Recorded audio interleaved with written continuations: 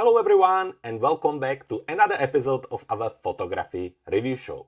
I hope you had a great week and I hope you're ready for more photography reviews. Now, if you've never been here before, my name is Jakub and I'm a professional photographer based in West Sussex, London. Now, if you would like to join us for the next episode of the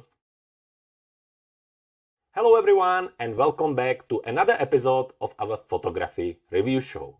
I hope you had a great week and I hope you're ready for more photography reviews.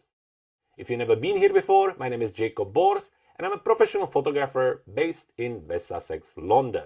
This is what we do every Monday here on the channel. We review your images, and while doing that, we always look at the technical part of your image, where we look at the camera settings, sharpness, exposure, and so on. Then we move on to the artistic part of your photo, where we look at the composition, overall message, and everything else that has to do with the artistic message and artistic part of your image. After that, if I think that there is maybe something you could have done differently in your editing, we then take the image, move it into Edit module here in Luminar Neo, and I'll give you some tips and tricks on how you can edit your photo. If you don't have a Luminar Neo, it's not a big deal. Most of the things I'm going to do here, you can do in any other applications like Photoshop, Affinity, Photoshop Essential, or even Lightroom. Now, if you want to join us for another episode or for the future episodes, it's really easy. All you need to do is to jump onto our website, cleverphotographer.com/membership. And by joining the membership, you get a big photography digital bundle every month. It's always themed. So for example, now the theme was spring photography, but we have done wedding photography, black and white photography, and so on. So you get that. And you also get the access to our Clever Photographer Academy, which is a Facebook group. And through that, you get the access to our photography review show. Now, this is all out of the way. So if you want to join us, make sure you do so. But we have lots of beautiful pictures to look at. So let's start right away. The first photographer is Donna with her landscape captures. We have two beautiful images here. Here, one with these beautiful rocks and one with this stunning sky. So starting with this first image, let's have a look at the camera settings. We are looking at this one. It's a Nikon Z6. I'm assuming maybe Mark II, but I'm not 100% sure. The lens is 14 to 24 millimeters. And looking at the camera settings, you were on ISO 100, 14 millimeters, f18, 1/160th of a second. So looking at the camera settings, ISO 100 is spot on. 14 millimeters is, for me, a little bit wide for this type of landscape photography. And that's the reason why this looks so small and the sky looks so big. It works for the sky quite well. However, sometimes when you go really wide and there are no elements in it, it really looks very distorted. So just something to keep an eye on. This is why when I capture landscape like this, I generally like to stick to 24 millimeters and actually take 2 or 3 images and stitch them together. I use the 14 or 12 or 10 more for cityscape or structure photography. But either way, it's more just a suggestion. f18 giving us obviously details all the way through, and 1/160th of the second, making sure that we have a sharpness and good exposure all the way through the image. So let's just zoom in and have a look. The sharpness on the little plants here is looking quite good, so it's all good there. The sky is quite nicely sharp too. There's no noise, so altogether it's actually looking very, very good. So nothing to do there. When it comes to composition, now this is a great example of using the rule of thirds. I think for landscape, there's 2 ways to do this. One is that you're going to have 2/3 of your image for a sky and 1/3 for the land. And that's generally in a situation where the sky is your main subject, the dominant part of your image. This is where the sky is really beautiful and you're capturing that, and the land is more as the secondary subject for the image. So for this case, it works great. Obviously, the other way around, if you would have a different example, that's where you would do maybe 1/3 of a sky and 2/3 of the land. That's where the sky is just supporting subject. And if it's worth to have that much of it there, you should definitely do so. So for this example, I think it works super well. The sky is beautiful. There's lots of beautiful texture there. It creates nice leading lines. It creates a really nice contrast with the land, and altogether I think the composition is really pretty.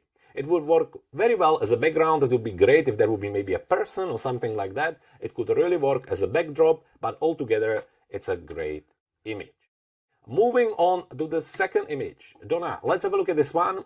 Really lovely capture. Looking at obviously the overall thing, starting from the camera settings. Again, Nikon Z6 II with the lens 24 to 70 millimeters. That's a great lens, and even better with f2.8. From your camera settings, ISO 100, 28 millimeters, f16, and 1/40th of a second. So yes, ISO 100, spot on there, making sure that we don't add any additional digital noise to it. 28 millimeters, like I was saying earlier, is probably around as wide as I go. I usually like to go to 24, but 28 is perfectly fine. f16, again, making sure that we have a sharpness all the way through, so good there. And 1/40th of a second, looking at the image, we have lots of details on the clouds. Everything looks nice and balanced, so altogether the camera setting looks good. When we zoom in, the sharpness is great as well. Overall noise is not really there. However, when I zoom in, I can see you have some sensor dust, which really is a good thing to keep an eye on that and remove it before sharing it, because it's just a little bit distracting. It looks like it's almost like a picture. You maybe took a picture of something. Now here, for example, in Luminar Neo, to remove this is actually really simple. All you need to do is to move it into Edit module. Here, go onto the main toolbar here and open the Erase tool. At the bottom of the Erase tool, there is a command called Remove Dust Spots. You click on it and it takes a moment, it scans the image, and then it removes the spots for you. So this way you actually avoid the need of going like in Lightroom one by one from one dot to the other. I really like to use this because I think it makes the life much easier. So when I see before and after, you can see this one is gone and the other ones too. Since we have the image here, in overall, I wouldn't really change much. In the composition, I think I would just wish that you would have a little bit more space on either of the side. I think it's just tiny little bit tight for me, but it's not a big deal. I think if you would have gone for the 24 millimeters and have a bit more space, it would give a little bit more breathing space to the overall feel. Now, if you would have a really cool subjects here, I would maybe then crop in and actually fill in the edges completely. But I think in this case, the main subjects are these rocks. So I think you could have gone a little bit wider here. In overall, it's very lovely. The sky with the texture on it, the light is actually quite nice. With a little bit of reflection on the water, it works very well. The depth is really nice using these little bushes. I think that's really cool too. The only thing would be ideally that you would maybe find element which would help us to understand a little bit more the size of these rocks, because looking at them, they could be 2 meters or they could be also 20 meters tall. So sometimes a person may be standing at the back here, or something that human eye can easily recommend or recognize can really help to add a sense of scale. In overall, I don't have much to add for it. It's a beautiful image. I wouldn't really do anything when it comes to editing other than removing the spots. So all in all, well done, Donna, great captures, and thank you very much for sharing them with us. Moving on to the next photographer, we have Zdeněk. Zdeněk, this week we have 2 landscape captures from you. So let's start with the first one. This is lovely panorama with these animals here. Let's have a look. Canon 600D with 55 to 250 millimeters. Camera settings, ISO 100, 90 millimeters, f7.1, 1/320th of a second. Now, ISO 100, again, I will repeat myself. Great choice, making sure we don't add any additional noise. 90 millimeters, so a little zoom in, still very, very nice. f7.1, getting the most out of your lens. That's where the lens is usually sharpest. Really good choice. And 1/320th of a second, just to help us to make sure that the animals are as sharp as possible. And looking at it like this, they are super sharp. So well done there. In overall, it's a great image and I really, really like it. I think it works very, very well. Technically, I think it's really nicely done. The sky with a little bit of texture and it helps. And in overall, it creates a really nice feel.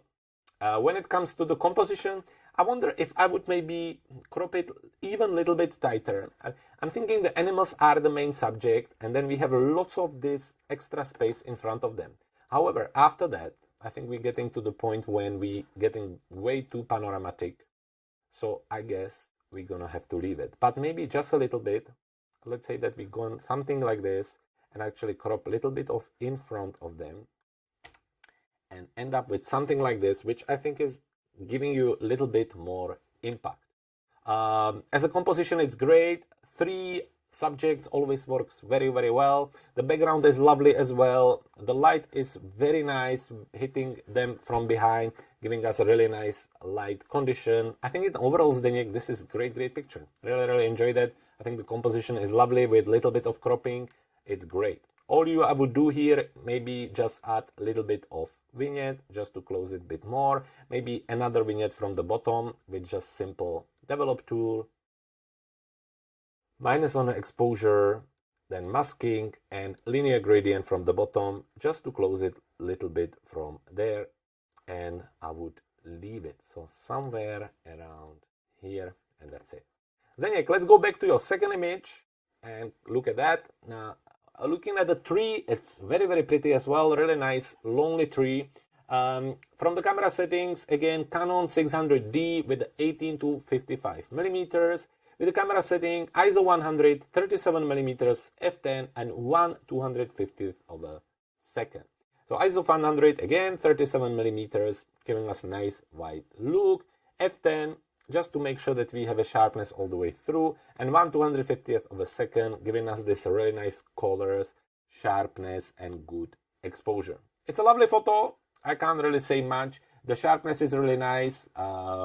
There is no noise, so that's great as well. It has a lovely colors. It has a lovely feel. Looking at the composition, I maybe wish that you would have a little bit more around it. Again, similar like Donna. I think it's a little bit tight. And when I kind of zoom back, when I sit back and look at the image, I can see the vignette being really, really strong in the corners. Sometimes when we are really close to the screen, it's not too easy to see, but when you step back, you can see it a little bit more. So that's probably the main thing I would see wrong here. Otherwise, I think it works very well. I really like the shape of the tree. I think it works very well, and it's great. When it comes to post-processing, Zdeněk, not much I can add here. We have done the animals on this one. As I say, I would be a little bit lower on the vignette, but in overall, it's a great picture. So Zdeněk, thank you very much for sending it over. It was a pleasure to review it for you. You stay safe, and I hope to see more images in the near future. Moving on the next photographer, we have a Simon. Simon, we have 2 images from you. One with this, that's like a wooden sculptures. We have a horse and deer, and it's all in black and white. And then we have this gentleman here. Okay, starting with the first image right here. Looking at the camera settings, Nikon D7500 with the lens 18 to 55 millimeters, and with the camera settings ISO 800, 45 millimeters, f7.1, and 1/320th of a second. Now ISO 800, looking at the image, is quite high actually, and I wonder what was the light condition, because if this was in the middle of the day, I would probably try to go lower on the ISO to avoid additional digital noise, and I would maybe compensate it with a lower f-stop or little slower shutter speed. Since you're capturing subjects that are not moving anyway, the shutter speed doesn't have to be that fast. You can go as low as maybe 1/50th of a second, and that way you could have your ISO lower and you would be able to remove the digital noise. So that would be mostly my suggestion for that. Now, looking at it, I think it's looking great. Otherwise, the sharpness is quite nice. The light is nice. The black and white feel works really well. So in overall, it's a lovely picture. However, as I suggest, the ISO is something you should look at in the future. Now, looking at the gentleman here, so we have again Nikon D880 with the 18 to 135 millimeters. That's such a range. That's unbelievable. with the ISO 220, 85 millimeters, so nice zoom in, f5.6 and 1/125th of a second. So starting with the ISO, much better this time, 220 with a little bit of tweaking in the post-processing software, and you should be perfectly fine. 85 millimeters give you this really nice zoom in. f5.6 should give you a nice depth of field, and as you can see, you have a little softer background, which works really well here. And 1/125th of a second should be great for portrait photography, should really give you a nice sharp result. Now, zooming in, and I don't know if it's maybe the example I'm looking at, but I don't think that, I'm not exactly sure where you were focusing, but looking at it, the sharpness and the focus point should be always at one of the eyes. That's the kind of standard. You should be focusing on the eyes, or at least the face, where actually when I'm looking at it, it seems like the most sharpness is on the dress. So that's my kind of main thing here when I look at it. It's a lovely capture. However, the sharpness really needs to start, especially when you're using lower f-stop, so more depth of field. I would be making sure that I'm focusing on the eyes. Now, some camera has an automatic eye focusing button. You can just press it and the camera focuses on eye. Some cameras don't. What you need to do, you need to find a spot focusing, which will be like little square, and then at the back, set it up so it's focusing on the face to get that out of it. But again, maybe it's because of the size of the image. But in overall, that would be my feedback on that. When it comes to composition, I think it's great. It's really quite tight crop. However, I think as a part of a series, if let's say you would have the guy just his face, and then you would have him in a full size, and you would have this crop, I think it would work really, really well. So I don't think it's super tight. It's quite nice. I think this position on the right side works actually quite well. There is enough of everything else to give us an idea what we're looking at. So in overall, it's very lovely. The main subject is clear. It's more the technical part where I would be looking at more sharpness. I think technically there is really nice light there, but just something to think of for the future. Now, when it comes to post-processing on this one, you could add a little bit more light into his face, for example. Now, in some of the software, maybe it's done through some local adjustments. But here in Luminar Neo, you can just go into the Face AI. That's a whole portrait section of the main toolbar. And just increase the face light like this. Maybe you can get a little bit more face light there. If you would want to, you could even be more adventurous and, for example, add a little bit of bokeh more at the background of the person. You can just increase the slider here and it basically recognizes the picture and then add the bokeh at the back, which sometimes works really, really nice. It just takes a moment for it to apply and then that's that. So you can really get the main person to stand out. It doesn't need to be that strong. Maybe you can do maybe like something like this. And then you get a little bit more separation from the main subject in the background. Either way, Simon, it's a great picture and thank you so much for sending it over. Now on this one, I think for me personally, it's a little bit too tight when we talk about when we're talking about the artistic part, we're talking about the composition. I understand, because it's black and white, all of this very much melt together. It doesn't really have any colors. It's also cropped really tightly. I'm not exactly sure what you're trying to show me. Then you have the background where there is cropped a little bit of the chairs and some people, which is a little bit distracting. So for me, I would go a little bit wider to get more of this in. Second, I would wait a little bit longer to make sure that these people are not there, or move myself even more around to avoid the chairs and avoid the people, just to get a little bit of this here.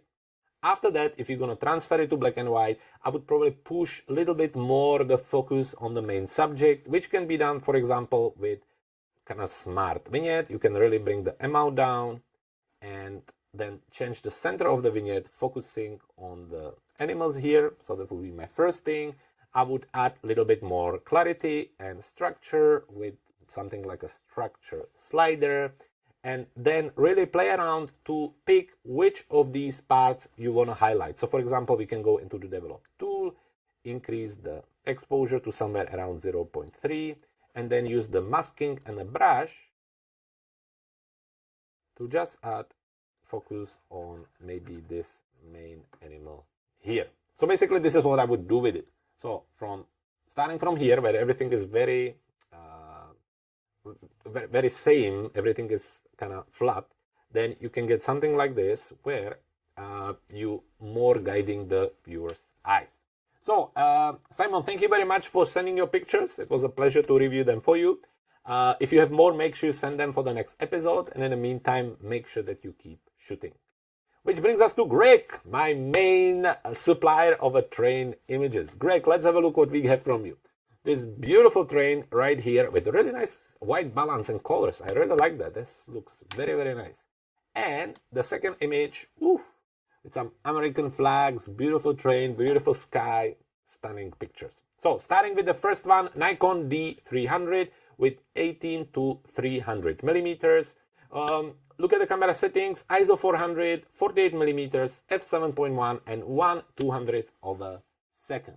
ISO 400, you know, I've repeated today countless times what I think about it. Lower the better. But I understand it's not always possible. You know, you have to kind of work around. 400, if you're able to remove it, no problem there. 48 millimeters, yeah, still quite wide, giving you a lovely view. 7.1, make f7.1, making sure that you're getting the most out of your camera. So good choice there. And 1/200th of a second, giving us lovely details in a fog as well as really nice exposure. So all in all, very, very good. Now looking at the image, I think it's again a little bit tight. I think I would have wished that we could have seen more of the smoke a little bit. The main subject is clear, yeah. Maybe if I would have a little bit more space in front of the train, that would be nice too. But maybe just a tiny little bit more of details would help. In overall, it's lovely. I like the overall feel. I like the diffuse light. I think that works really, really well. So in overall, it's nice, but I would just have gone a little bit wider. I think what's distracting is a little bit these cables. I would use Photoshop or something like that to remove it, or even maybe just here, the erase tool. You can kind of just brush over it and try to remove it like this. Let's see how good job it's going to do. So you basically select it with the brush and then you click on erase, and it did pretty decent job. So it really takes just a few seconds and it can be removed.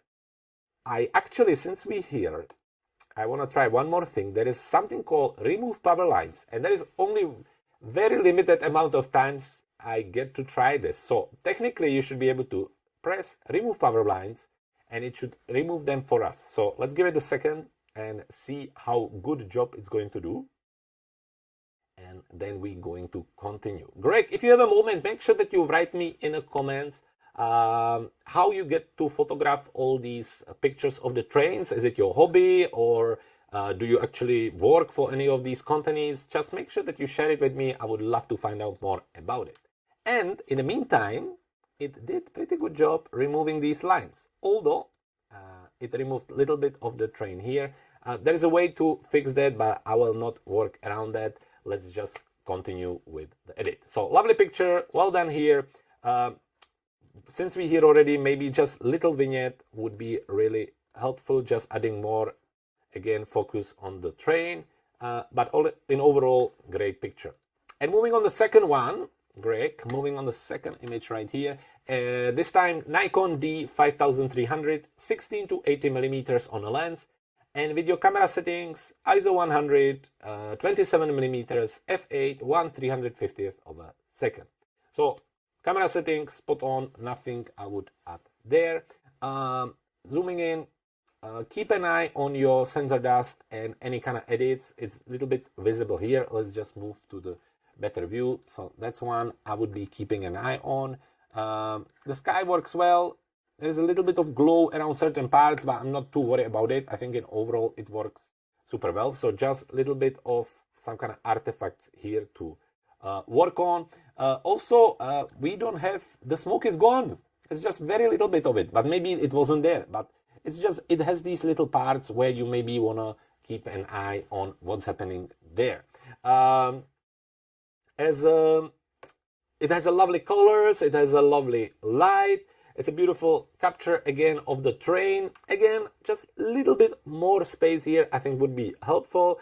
And again, maybe just playing around, maybe just removing anything you can remove, which remove distraction, like this little post here, is really helpful, and it can make the overall picture work better. So in this case, I think it works well. I really like it. It's fresh, it's colorful, so well done on that. What I would do, if you would replace the sky, maybe then bring a brush or some overlay to add some of the smoke back, take care of this little artifact here, and I think it would be great photo. Greg, thank you so much for sharing it with us. It was a pleasure to look at them and review them, and I hope to see more pictures in the future. And finally, John, 2 images from you. John, wedding photography. Let's look at both of them. Both of them are shot with Nikon Z6 with the 24 to 70 millimeters lens. Camera settings on this one: ISO 100, 70 millimeters, f5.6, 1/100 of a second. ISO 100, brilliant. 70 millimeters, nice tight crop, great as well. f5.6 giving us really nice depth of field, really lovely as well. And 1/100 of a second. Yes, 1/100 of a second can work, but I would always go just a little bit faster just to make sure the sharpness is as good as possible. Now, the image has this kind of glow feel, which is really, really lovely. I like that. However, when I look at it in overall, what strikes me that right away, the first thing, just by looking at it, not really zooming in, it feels that the flower is the sharpest thing of the image. And maybe it's the glow, maybe it's this kind of mystical glow, but you really want always to have the main sharpness on the face. Obviously, the sharpening point should be an eye. However, you really want most of the sharpness on the face. You don't want the viewer to look at it, and instead of looking at the bride and her face, the first thing they get attracted are the flowers.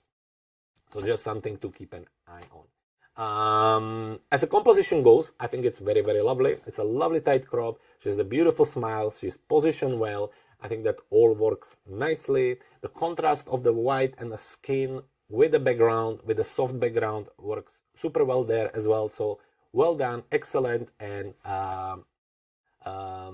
really good job there. When it comes to post-processing, I wouldn't make it this dreamy. I know sometimes there is a really fine balance between them two. The dreamy can work really well, but then there is a moment when I think you start to lose sharpness, and maybe that's the case here. Otherwise, well done.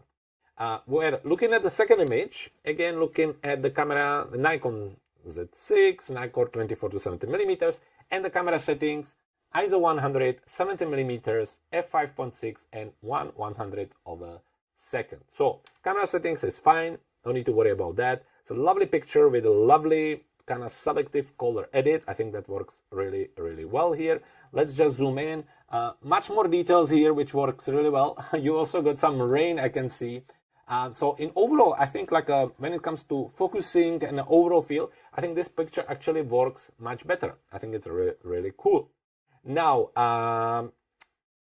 when we move to the artistic part of the image, I think that if you do the selective color, you really need to choose what you're trying to pick. So if you, for example, picking up just the couple, then I think you need to take the extra work and remove the color even in the garden and grass. So that would be my suggestion there. Also, I think this top bit is a little bit unnecessary there. So what I would do, I would just crop it a little bit tighter, and again, adding a little bit more focus on the couple. Say that we just take care of a little bit of that on the top. Maybe we want to keep the building in. Let's say just something like this. After that, I would take care of the extra color. Nothing easier than just go into the black and white or color, remove saturation from everything, then go into masking, brush, paint, and just paint over the areas you want to be black and white. So I would definitely just hide all the colors on these grasses here. Maybe you want the flower there, but I just think it's distracting. If you have a black and white picture, the human eyes will be attracted by the color. And you don't want the human eyes to be focusing on the rose. You want them to be focusing on the couple. So I would paint over that as well, and just again focusing on the wedding couple. I don't know if you wanted the building to be on there, but if you did, maybe just leave it, but still the grass, I think I would just paint over it and make sure that is also in white. Let's have a look at it. And like this, I think you get something like this. After that, again, adding more focus on them, I would add even stronger vignette on them. Let's say something like this. Looking at it, I would revisit the crop again and maybe push it up a little bit because I think there's way too much grass here, which is unnecessary. And this is the result you ended up with. Let's have a look before and after. If we would want to, we could again go into the portrait section and maybe again add a little bit of extra light into their faces and end up with something like this. So, John, this is where I would end up. This is what I would do with it. I think the selective color can work really well. I think it's a great idea. However, you really want to finish it off with these little tweaks and end up with something that has the full impact and focus on the wedding couple. Okay, so John, thank you very much for sending us both of the images. It was lovely to see something a little bit different. Thank you for the rest. Thank you to the rest of you for sending your images, and everyone who's watching. It was a pleasure to have you with me. If you want to join us for the next episode, make sure that you head to our website, cleverphotographer.com/membership. And I can't wait to see you for the next episode, which, by the way, will be somewhere around beginning of May. Next week I'm away, so I will see you in 2 weeks' time.